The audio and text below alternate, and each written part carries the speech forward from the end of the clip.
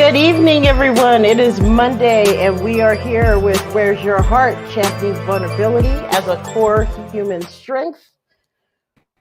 Once again, it's me, Teresa. And once again, it's him, it's Royce. Dude, did you see how short my hair was in that one? Oh my God. It's COVID or quarantine hair. Corona teen hair. Corona teen hair. Everyone has it. I've been seeing people going to get their hair cut now. They've been so excited about it. Yeah, your hair has gotten long. Like it went from like buzz cut to this. I don't know what to do. I don't know. I don't get to cut it though till jiu-jitsu competition. That's the agreement. So you have to keep it that long until the competition. For me. Is it a bet? No, okay. This is just they fucked with, like, I was supposed to get the fly to California like this week last year. I was going to be in California. Today actually was it was March 15th last year. Or that was the flight. Wow. I don't remember. Anyway, it was my first really big jiu-jitsu competition. I was all excited. And then like a week before it got coroned.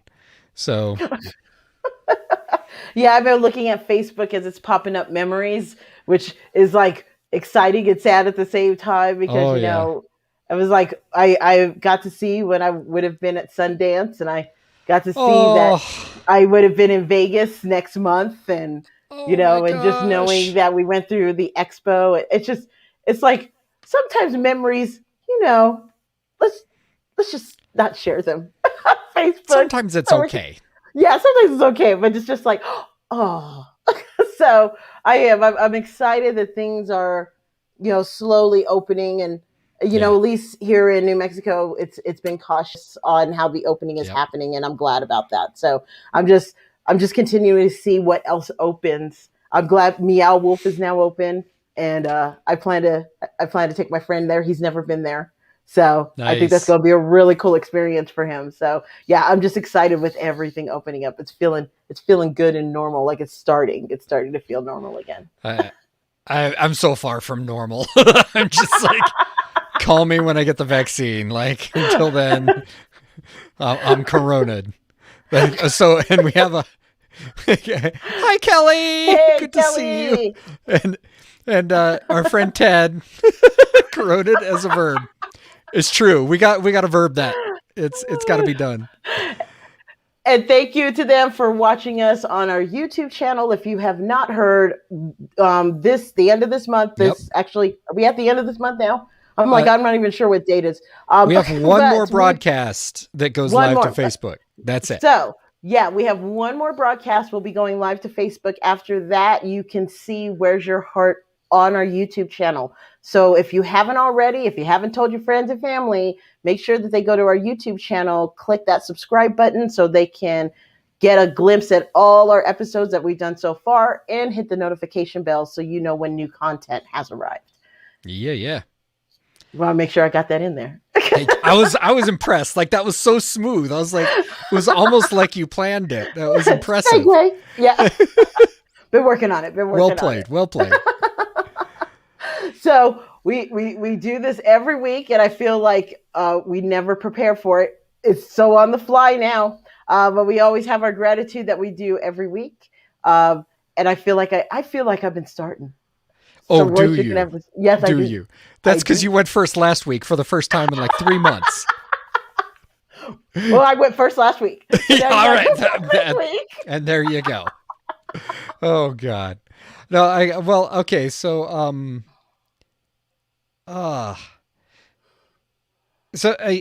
my big one this week, my big gratitude is for my kids. Like they're 20 and 22, and they're dancing in and out of the whole, like, how do we move out? And it sucks as a parent too, like as the homemaker.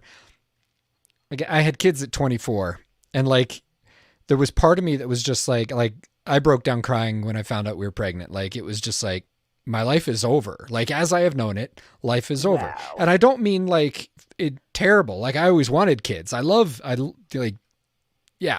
kids. They're amazing.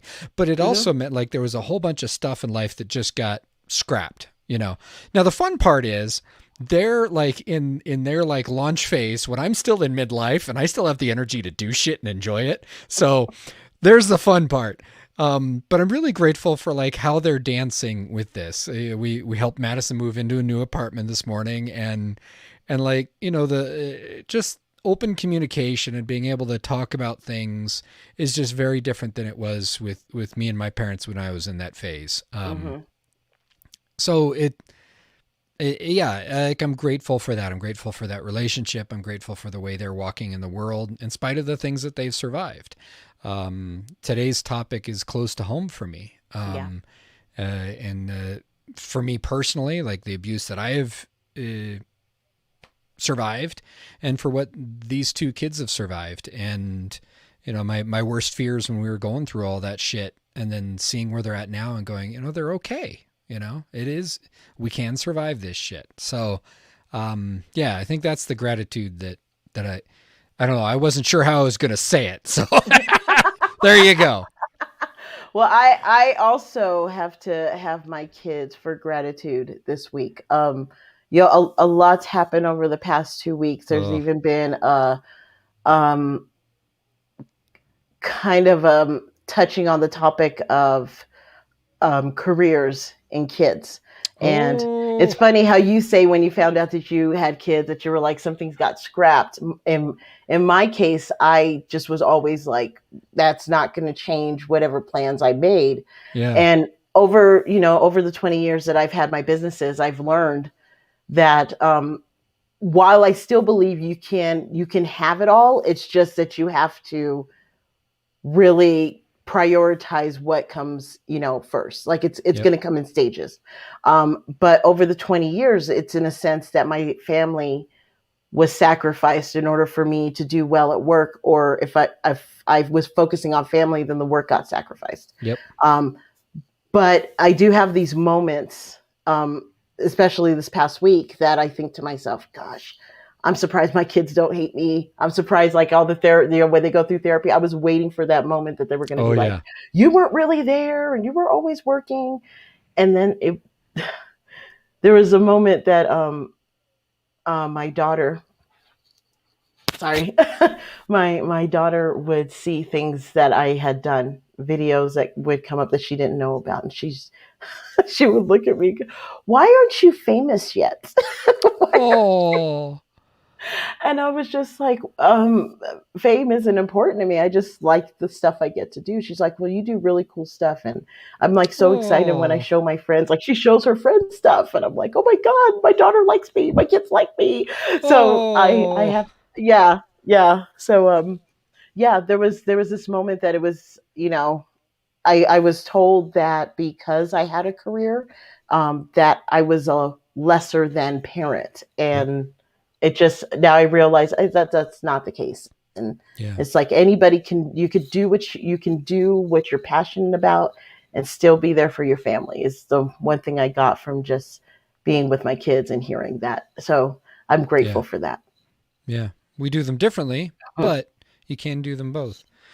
Yeah. Exactly. And Oh, and I hello, have to Mr. put this Gaddis. up there. Can't You're stay long, but Royce, that hair looks like the mad scientist of Back to the Future after the lightning strike. it's true. It's true.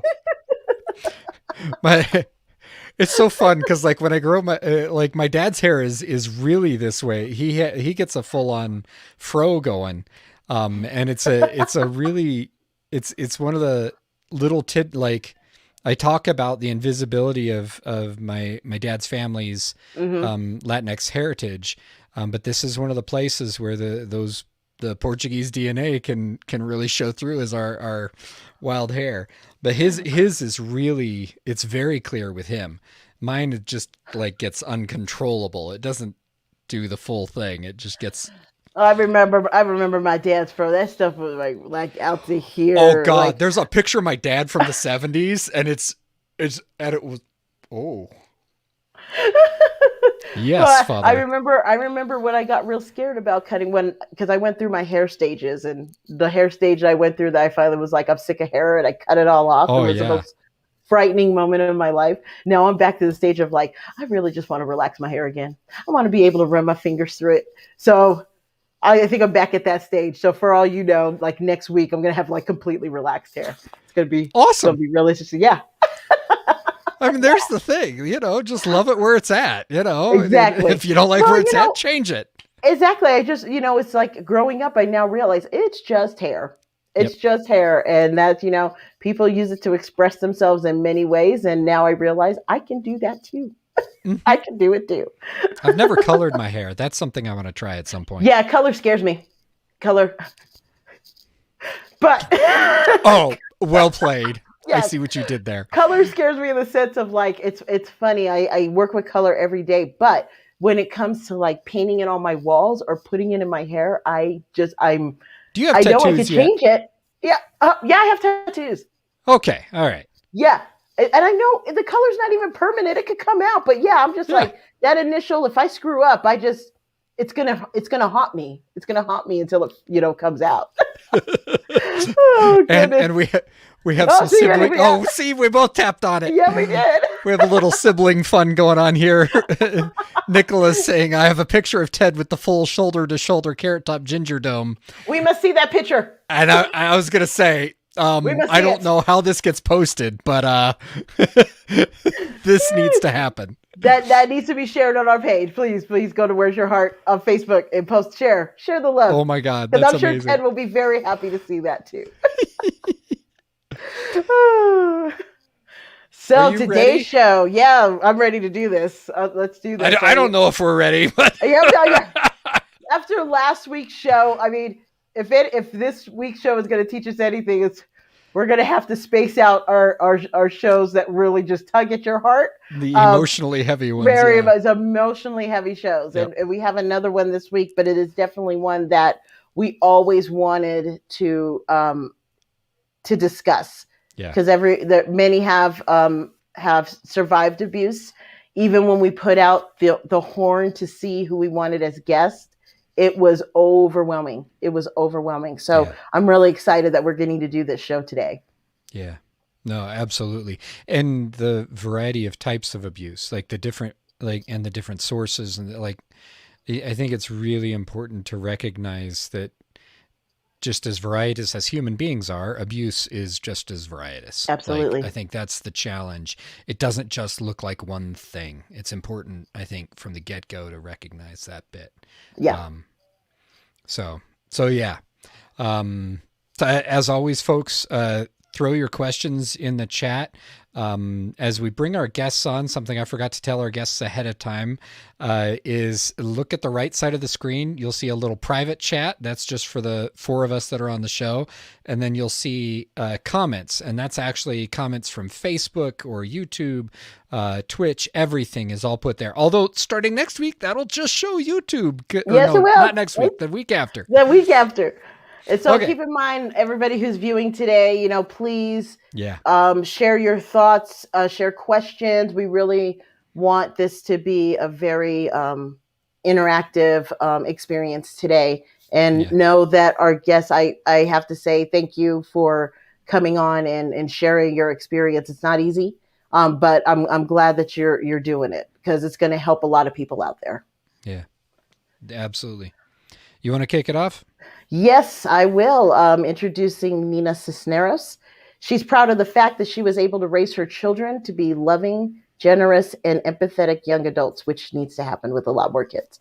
Not only has she survived years of abuse and trauma, but is thriving and stronger than ever. She wants our viewers to not be afraid to love again, but always listen to your intuition. Having survived abuse, you should know and recognize what to look out for. Never hesitate once you recognize the red flags. So we welcome to the show, Nina. Nina! Hi. Yay! How are you? Good. Thank you for being here today. Yeah. Well, thank you for having me. This is something I feel very strongly about. I have helped a lot of children. I have 4 of my own children, well, 5 of my own children, and all of their friends. are my children as well. So Mm, I've had many a child who has come to me with, issues, and feeling suicidal, and I share some of Yeah. my stories with them, and have actually saved many a life that way. So Yeah. I'm more than happy to share, and hopefully I can help somebody. Yeah. wonderful. Vulnerability is always just, yeah, it's huge. Absolutely. It's hard to be vulnerable, but Oh God, Yeah, yeah. yeah. Well, so our second guest is an artist, author, and stay-at-home mother of three. And I need to say this. Like, she recently published a children's book, My Body Is My Own.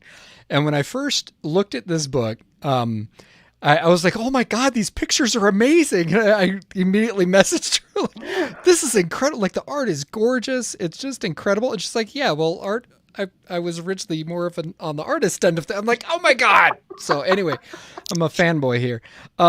It's recommended by child psychologists, pediatricians as a wonderful tool for parents to open young minds to the conversations around boundaries, and how to keep, their body their body.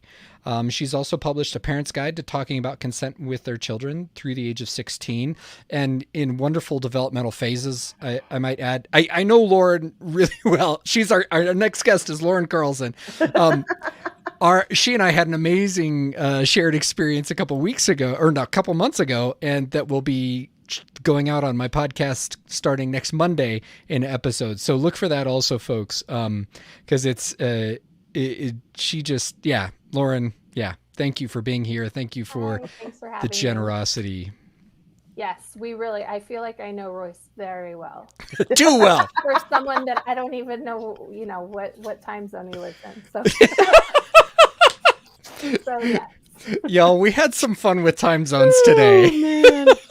They just need to do a Sesame Street song about time zones, and then I'll get it down. That's how No, that we works. just need to say fuck time zones, get rid of the whole fucking thing, and do everything off of one time. Like, this is the time.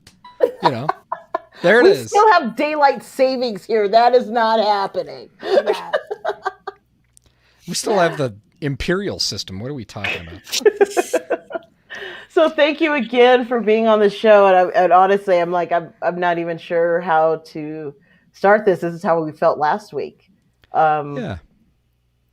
So yeah, I'm not exactly sure how to start. So I guess we'll start. I guess we're going to have to ask the hard questions first, because once we get the hard questions out of the way, I think it will flow easier. So I mean, here's one entry point. Like, what was the low point of abuse for you? Okay, I'll start. Like you said, I'm Lauren, and I am the victim of rape. It's how I try very hard not to say that it's how I lost my virginity, but I had never had sex on purpose. So, Yeah.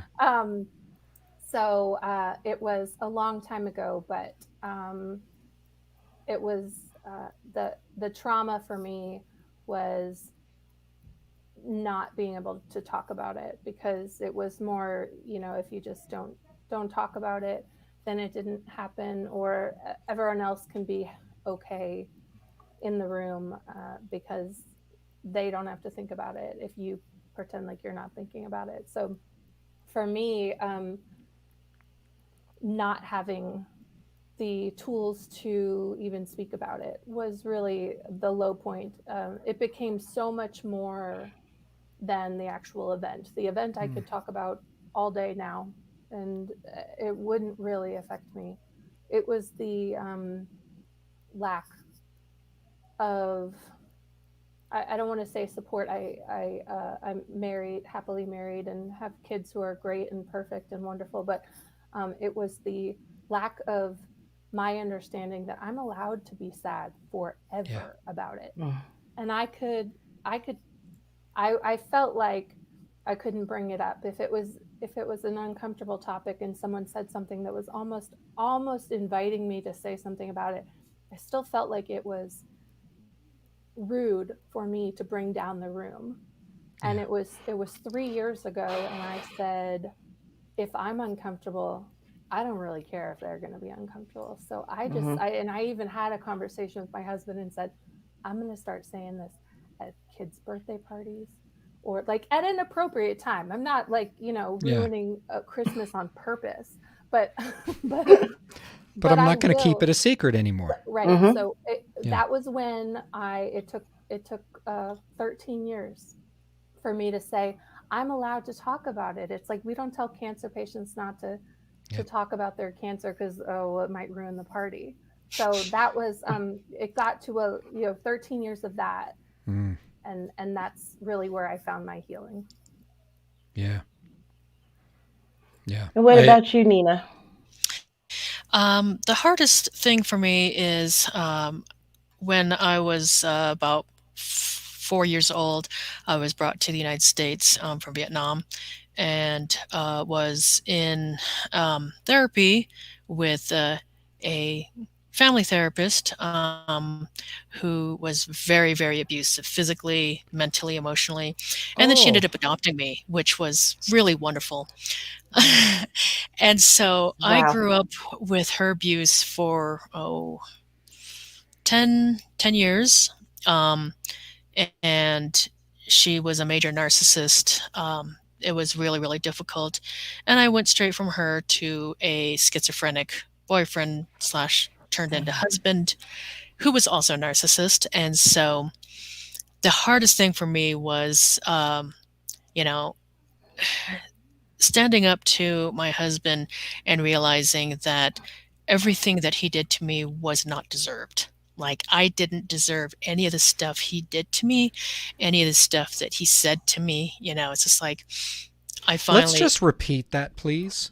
Like you didn't Mhm. like I feel like all of it. I don't know. Right. I cannot hear that enough. It's You know. true.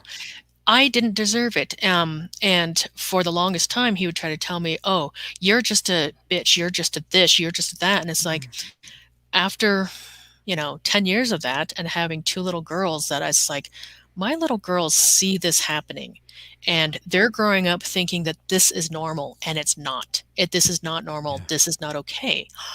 And I finally stood up and said, no, I didn't deserve that. I didn't deserve any of that. I've stood by you. I've done everything you've asked me to do and I didn't deserve it.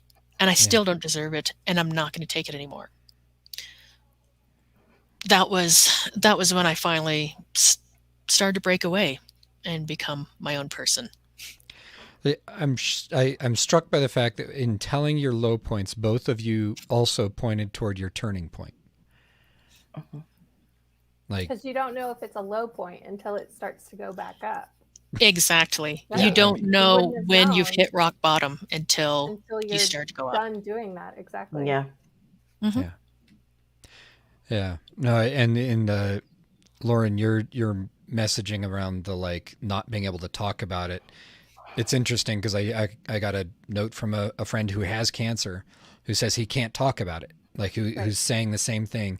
Like we don't want to talk about tough things. And the worst part about abuse, I don't know if you experienced this at all, Nina, but the when I working with my kids who had a court case involved with their trauma, they were not allowed to talk about it with each other. So neither one of them knew that the other one had experienced this trauma until about 3 years after the whole thing, when finally the plea deal happened and we sat them down in therapy, and that was a whole fucking pile of shit.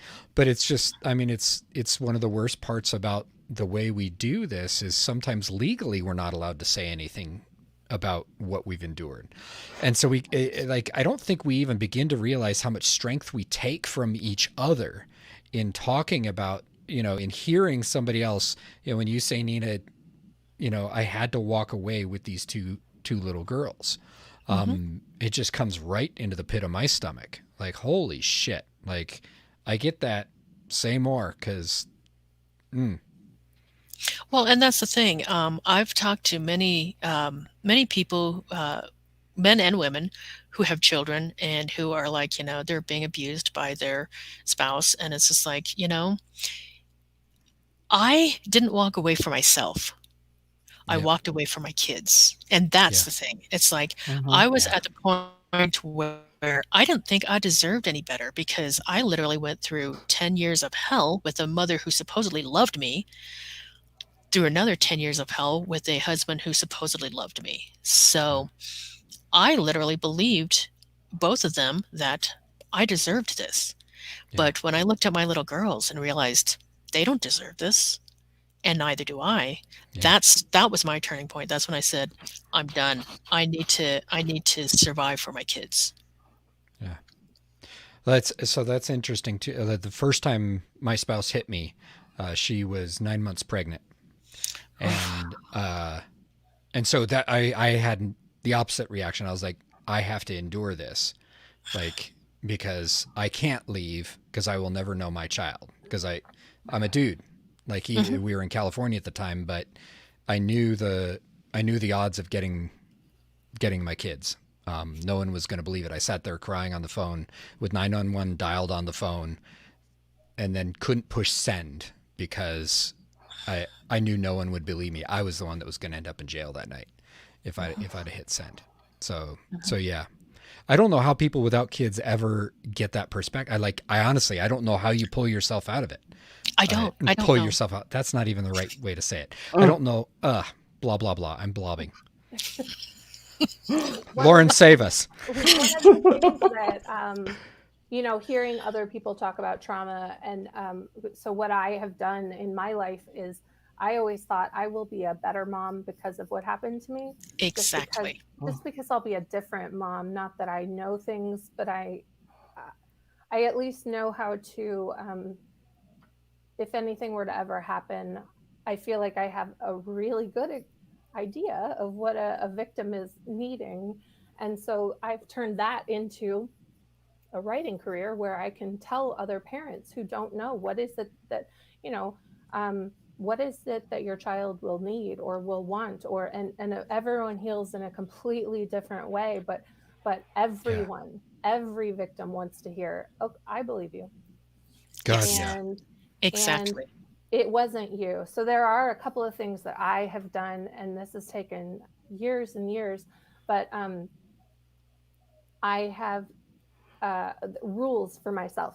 And I no longer say my rapist. He's not mine. I didn't pick him. So he is the rapist. And that is that's one of my rules. I am no longer owning him. He did this. Another thing is people say, That people, can we Yeah, interrupt that one right there? Because I just saw this thing last week that my current spouse, is doing a lot of TikTok, and she showed me this one that was just like, I'm no longer saying this many women were victims of sexual assault Right. last year. This many men committed sexual assault last year. Let's put the fucking ownership where it belongs. They were really busy. Really? No. That's true too. That's the other thing that I say. Yeah. I no longer say I was raped. I say someone raped me. I'm not the subject in that sentence. Yes. I'm the whatever else over here, predicate, something like that. Yeah. I'll check with my fifth grader for what that is. But I'm not the subject in that. So when I say, even just today, my husband said he was talking about my books with someone at work, which is the best. Look at that. You could ever have. Ever. Oh my God. 2 engineers are talking about my books at work. And I mean, I'm married to one of them, so he might have to, but still I love it. And I said, nothing makes me more proud than you being proud to share what was done to me. So a lot of people might say, what happened to me? It didn't happen. No one just fell on you. It didn't happen. This was purposely done to me. So that's not even just those small changes where I can pull myself out. I didn't do it. I didn't do any of this. I didn't pick him. He's not my rapist. That is something that changes like that if you can say that to young girls and boys, language matters, and they can say it and they can hear that. I don't have to say I was raped. I can say someone raped me and he's not mine. He's just this other person. And so, those are the things that I feel like really can separate who's the main point in that crime. Yeah. Mm-hmm. Exactly. one thing I have learned with my children, I have learned, because first of all, it's just like I was really angry at my mother for a long, long time, Yeah. for the stuff that she had done to me. And she was a therapist. And if you separate those, it's the rapist. Yeah. So, she did a lot to, just try to destroy my confidence. And yeah, I still have PTSD to this day. I still have a very hard time looking into mirrors. That was one of the things that she did to me. Um, so, but, having children, I realized, you know what? There's one good thing from everything she had done to me. I know what not to do. I may not know how to raise my kids. I might not know Yeah. what to do when they're sick or how to heal them, but I do know what not to do. Yeah. Because And there's part that, of you that starts that, wait a second, this feels yeah, like that, and I never yeah, want to feel like that. exactly. And it's just like, I knew what it felt like to be yelled at, to be hit, to be, for no reason at all, or just because she was angry and having a rough day or whatever. And, so it's just like, if I ever, struck out on my kids, I would step back and go, kids, I'm really sorry. This had nothing to do with you. And from the time my kids were little, I've learned how to apologize to them and how to have real conversations when, okay, yes, you did something wrong. My reaction, I overreacted to it, God. So I've been really, really careful about letting them know, yes, what they did was wrong, but at the same time, I shouldn't have reacted the way that I did. My kids were teenagers before I figured out how to do that. Like honestly, like Yeah. Well, it's hard, hats off. It's you it's know? rough work. It is. It's that whole owning your own feelings. Mm-hmm. Exactly. I do that a lot where I tell, you didn't make me yell. I yelled, and I Yes. yelled because something you did, sure, yes, but I chose to yell. So yeah, I mean, there's and learning to apologize to your children, that's not It's easy, but that's the hardest thing to do. it's And amazing. and it's And hard. I think it's really hard too because as a parent we have to do it without abdicating the parental role, right. right? Exactly. Like I think that's a really, for me at least, but as I was working through my own shit, as I was learning to apologize to my kids, like that's really, really hard because we have to still be in the, it's not fair to put that on a kid. Hmm. But isn't it strange that people might equate being sorry with giving up power? Yes. Yes. See, Go. because I don't see I love to admit when I'm wrong because, well, it doesn't happen that often, so it's great. But but I really do enjoy. I like being able to say, look, I'm strong enough to say you were right. I was totally wrong about that. Yeah. And it's the same with being sorry. I think those words are, and people come around it and say, I apologize, that should have happened. I get that that's what you're trying, but just say I'm sorry, and that's it. And then, I mean, it's the power that you think you're giving up to do that. No, you're just proving that you're not perfect all the time. There's something really significant going on there in U.S. culture, at least. Like Canada just had to pass a law articulating that when people apologize, they are not admitting legal liability. Well, you And and I that's talked about the apology thing and what I, yeah, what an apology does to a victim, yeah. how much I've went through 15 years of legal battles just to find out what had actually happened to me. I spent a lot of college education. I could have had a lot more children sent through college, but and and it will always be worth it to me because someone had to look at me and tell me what they did because I didn't know. I was unconscious, and so then there was a lot hidden from me. But to I didn't get an I'm sorry, but at least I got an answer for what happened to me. But I would have given up all of that for an I'm sorry. I would have given up any of it for, yeah, I did that to you, and I shouldn't have. That's it. That's all. That you and I spoke at length about that, about how the prison or the justice system goes against everything that a victim needs. Yep. And it gives us what we think, what someone else is telling us we need, when really just put those two people in a room, if someone's sorry, and have that person say it. I wonder how many victims would no longer need anything else after that.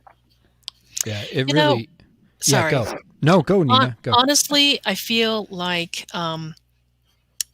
if somebody is really, truly sorry, that's one thing. Many, many times, though, they will apologize just because they want you to see things their way. That's how it was with my ex-husband. You've got That's how it was experience with with my mother. narcissists, don't Yeah, you? Uh-huh. And that's the problem. Oh, I am so sorry just for have everything experience I've with done to idiots. you. I'm so Right. sorry. It was totally my fault. I am a terrible, terrible person. And then you go, God. oh, you're so sincere and so wonderful. Thank you. And then you turn around and they slap you fucking again. And you're just like, but you just apologized. Yep. You know? No, and that implosion is part of it too, because I know, because that was a thing that I used to do. Like, the second I was faced with my shit, I would just fucking implode and become a black hole, right? Mm-hmm. And I mean, it's a narcissistic thing. I didn't realize it at the time, but it's and for those of you who think narcissism is just a bit of self-centeredness, no, it's a fucking massive. It is a black hole of shit. And as soon as you started talking about that, I was like, I know where you're going with this, because of exactly, you're exactly right. Like, both of you, both Lauren and Nina, you're nailing some really important dynamics here. There's, on the one hand, how do you know when somebody is actually taking responsibility? Because there's a lot of support for seeing that someone taking responsibility diffuses a lot of problems in our relationships as we're trying to resolve trauma, or we're trying to deal with something that was incredibly unjust and wrong and painful, right? But as Nina just articulated too, there's some folks that their learned behavior around this is to use it as a chance to still suck people in to the black hole and shit them out the other side. So yeah, Teresa, you're being real quiet. Is this just the Benadryl?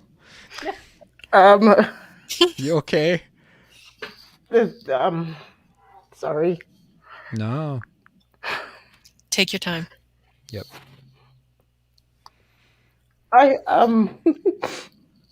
This is I'm just realizing that I probably haven't really dealt with. I got to give it up to you too, because you were able to say what your abuse was and go through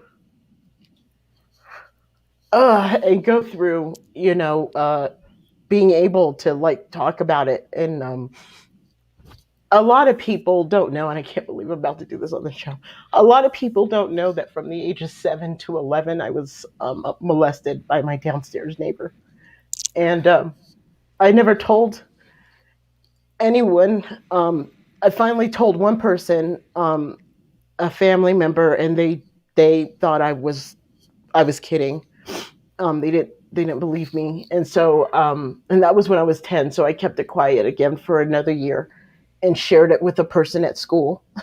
And that person wrote on a piece of paper what I told them, and stood in the hallway for everybody to see it. And I hit them and ended up in the office. My parents had to come, and this would be the first time they would have to hear what happened over the past 4 years.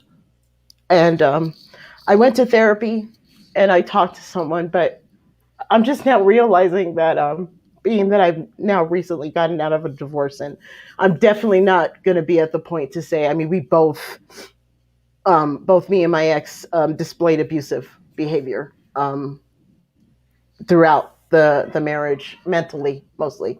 But just talking about narcissism and learning what gaslighting is, and it's just it's just taking this moment now to realize that there was a lot of connections of things that I haven't come to terms with. So I'm sorry. No, don't be sorry. I mean, it's rough. I mean, I was molested for 2 years, from 12 to 13. And, for the longest time, I thought that was my fault. I was this, slutty little teenager. I mean, it's just like, why else would that happen to me, right? You're fine. Yeah. It's just that, man, the fact that Lauren's just like, I talk about it wherever I go, and I realize, like, Well, I don't even mess I in it. don't And have that many and friends, so I have kids, and I think to myself, God, what if this happened to them? Right. I haven't even like, so, so yeah, I mean, it's just, wow. It's just, I'm just impressed by all of you that you have come. I don't know if you really come to terms, but it's that acceptance that you can move forward and discuss it and still not feel that like, oh gosh, I don't want to bring this up to make anybody feel uncomfortable, and I'll just keep quiet. Like I realize I'm still in that state. I'm still in that Exactly. state.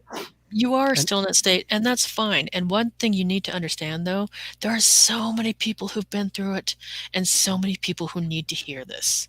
You and know, whatever state you're in, it's it okay. it's Like, well, okay, and it's you're and fine. probably it's probably great, really, yeah, because I think there's a lot of people who are still in your state who've n- never even said it out loud yet.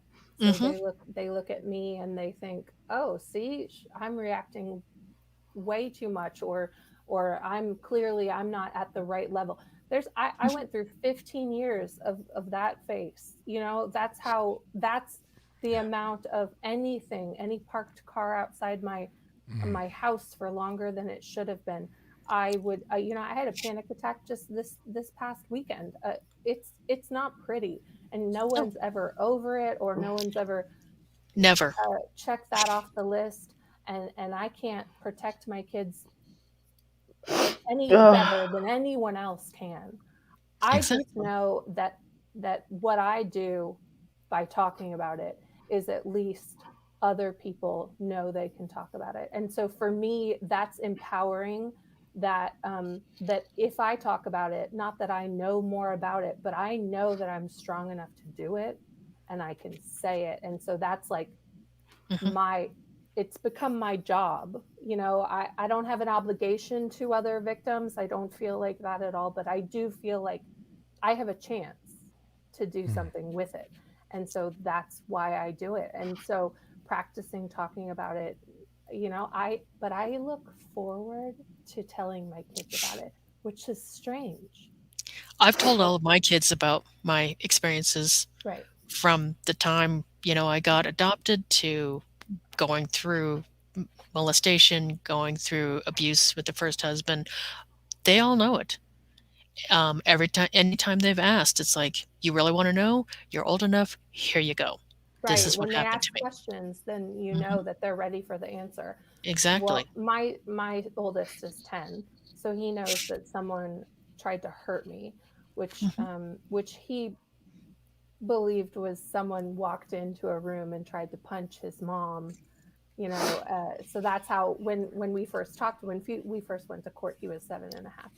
So yeah, he's Mm. well, why would he do that? I'm like, I don't know, honey.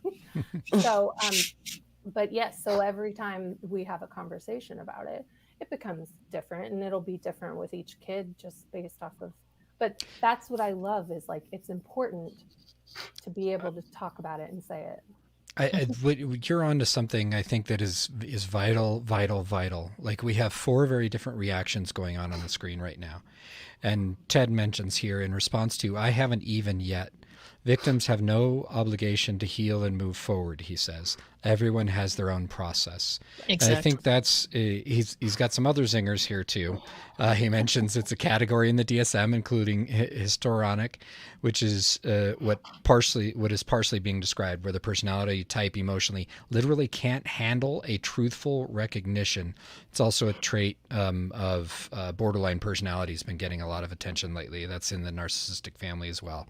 Um, and I think Ted's bam here. Thank you for trusting us as your audience to hear it.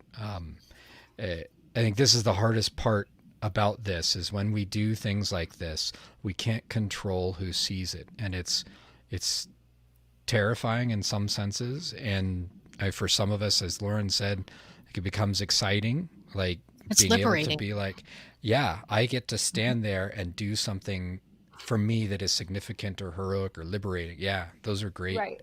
So yeah, So, one thing that I've decided is that the only person who should be afraid to say what I'm going to say is that person. So oh, like bam. for me I could say it all day long and I don't care, and I don't name this person. I don't do any of that. But speaking about my story, this was done to me. So I have no obligation or any, there's nothing. It's like getting hit by a car. I don't feel like I can't share it because what will someone say? Well, were you dancing in the street? No, I was just being a person, Yeah. and then it was done to me. Exactly. Yeah. And it's None of just us like, asked for this. why did you stay so long? Because he loved me. Right. He Or loved me. why were you out What? drinking? Weren't you engaged? Yes, Yep. I was, and I was a 21-year-old girl in college. Right. It's like, Out with my best friends. And the self-guilt is crazy because we all have it about whatever it is. It doesn't even matter. New mantra. Like for a long I did time, not deserve this. right, for Yes. a long time I felt like I had to say, well, I was a virgin. Like it made my rape more important. That, well, like it wasn't like I had had sex a million times. I had to qualify it. I actually felt like I had to, like, people would feel differently. It makes me crazy now that I would think that I had to say that. Like, don't worry, I wasn't having sex before that. This just happened to me. Right. Exactly. It's just like, and then my first husband had raped me. And I told him, this is not a good time. We cannot. I am ovulating. We already have a baby. We can't really afford another one. And he forced me. And next thing I knew, I was pregnant. And I said, well, guess what? I'm pregnant, honey. And he abused me so badly, physically and mentally, that within 3 months, I finally lost the baby. Oh. And yeah, so that was hard. But That's awful. yeah, so that was difficult. And even though I knew that I had a feeling that there was something wrong with the baby anyway, but it still was a baby. It was still my life, something I was growing. And so when I lost it, it was very difficult. And the thing is, the reason I stayed with him is because he cried when I lost the baby, because he knew it was his fault. And he was the sweetest, most wonderful for a year after that, just so sorry that it happened. He can't believe that it was, that this had happened. And it wasn't that he couldn't believe he did this to me. He can't believe it happened, that I lost the baby.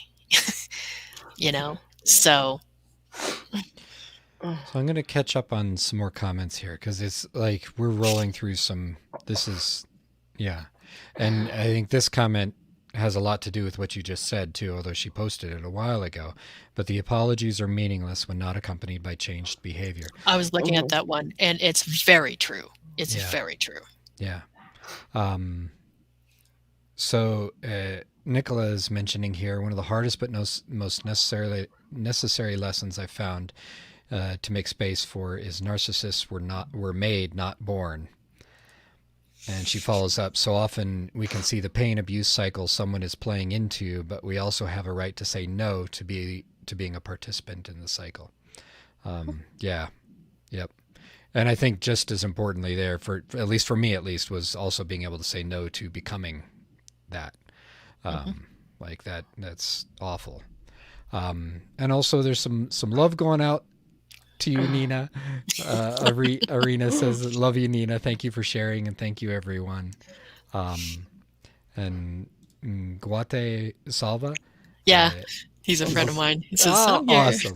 Yes. So Arena's a friend of mine, and yeah. Hugs. Doing this kind of a show remotely is just awful, I gotta say. It's hard, yeah. I totally misread. Thank you for responding with such grace, because like you're in it.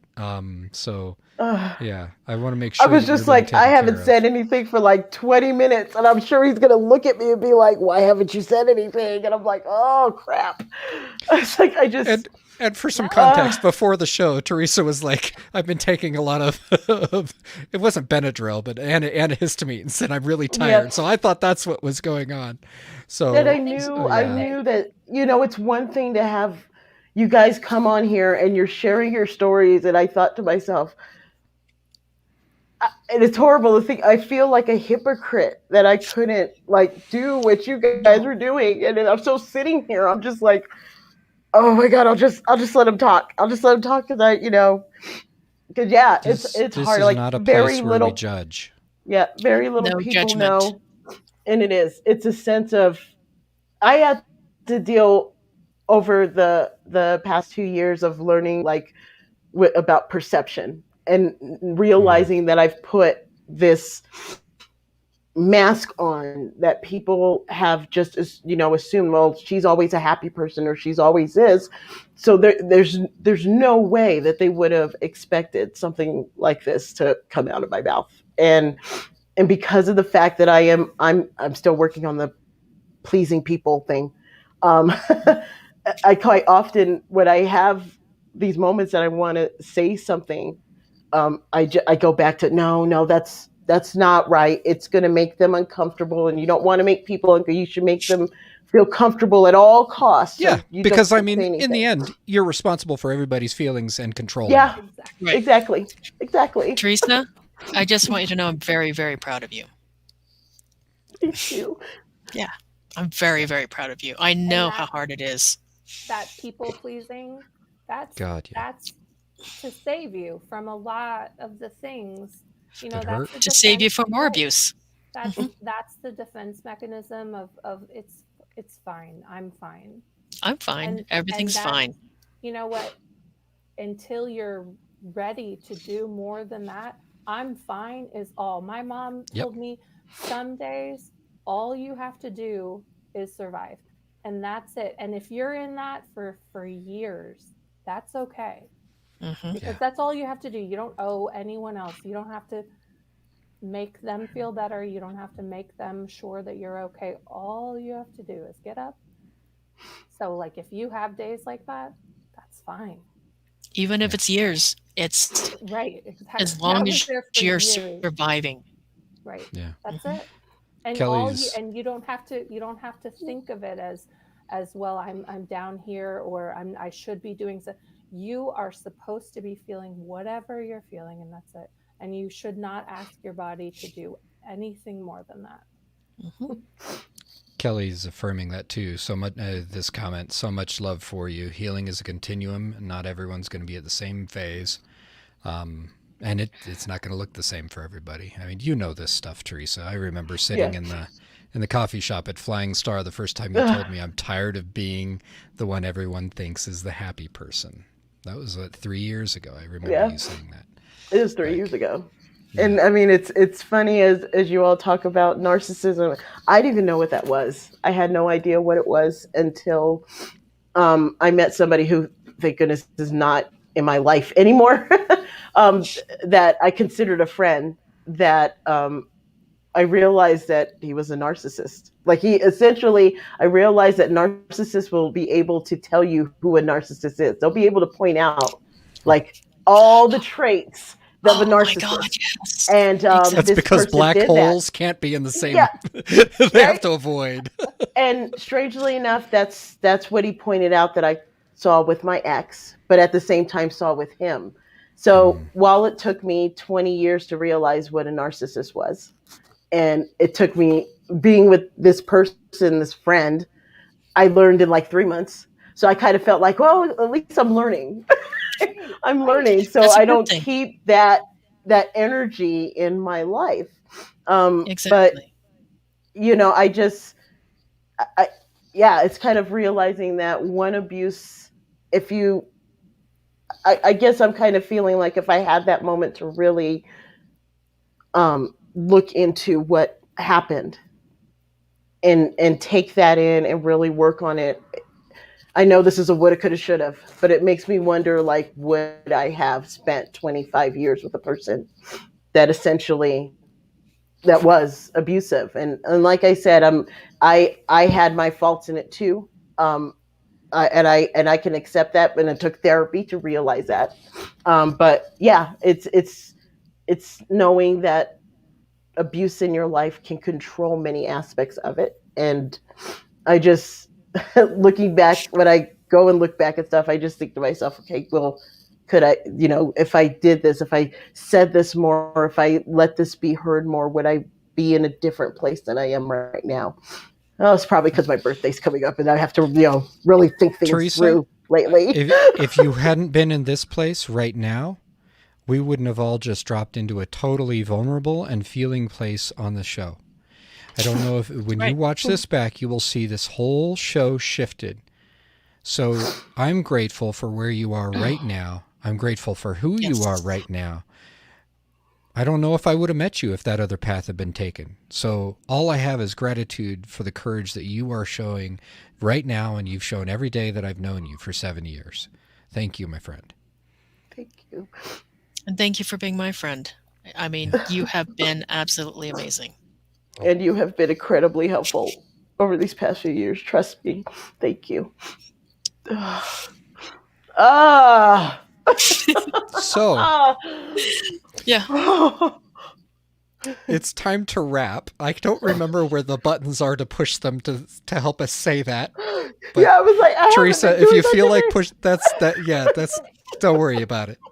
Yeah, Lauren was on the last time Lauren was on here. We had none of this, so let's be clear. She can testify to how much the show is improved because of the work that you've done, Teresa.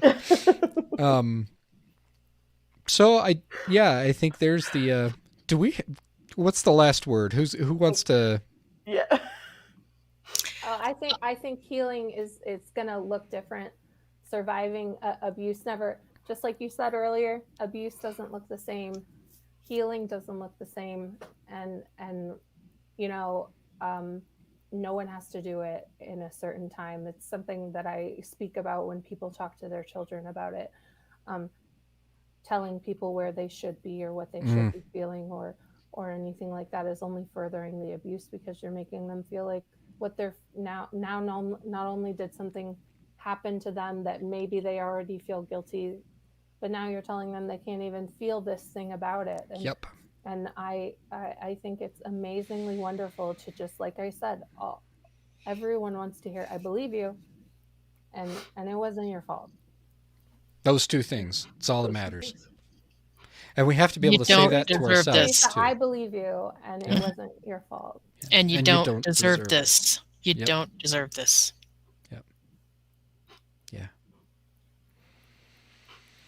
Yeah. The biggest thing that I want people to understand is that abuse isn't about the victim. Abuse is about the abuser. Healing is about the victim.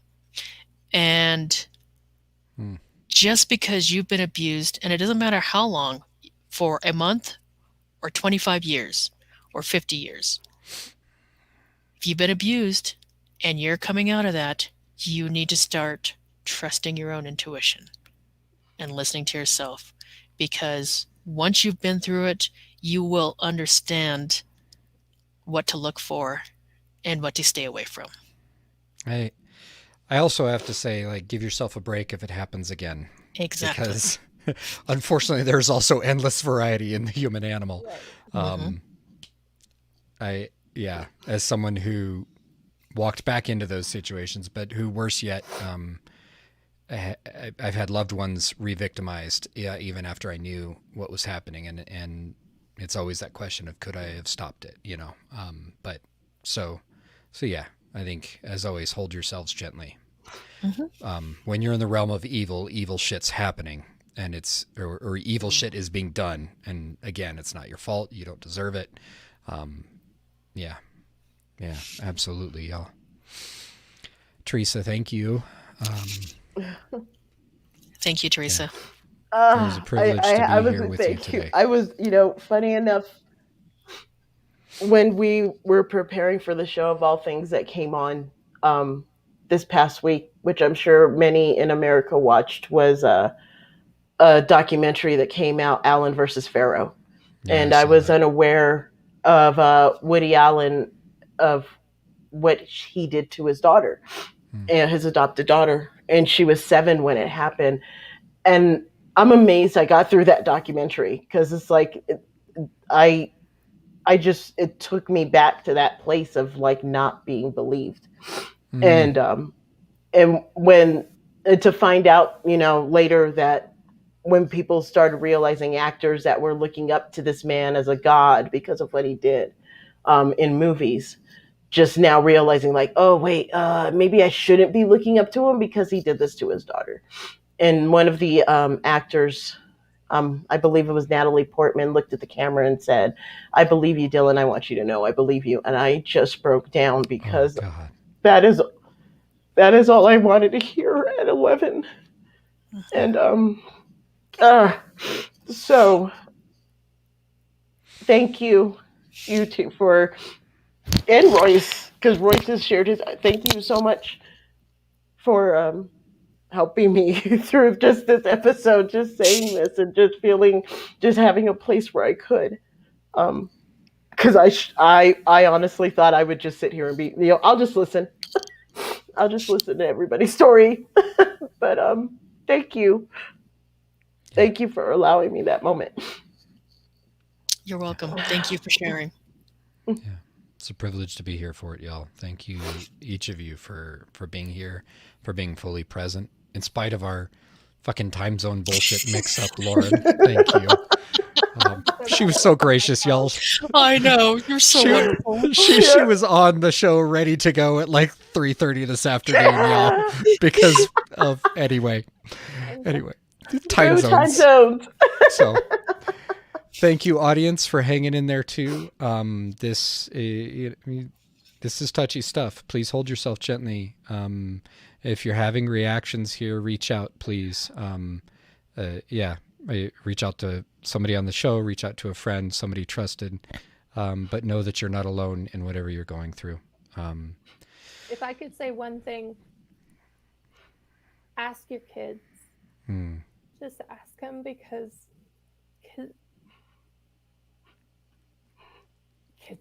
kids don't know who to talk to. And even if you are amazingly close with them, just ask sometimes, because a kid is dying to tell you. Yeah. Mm-hmm.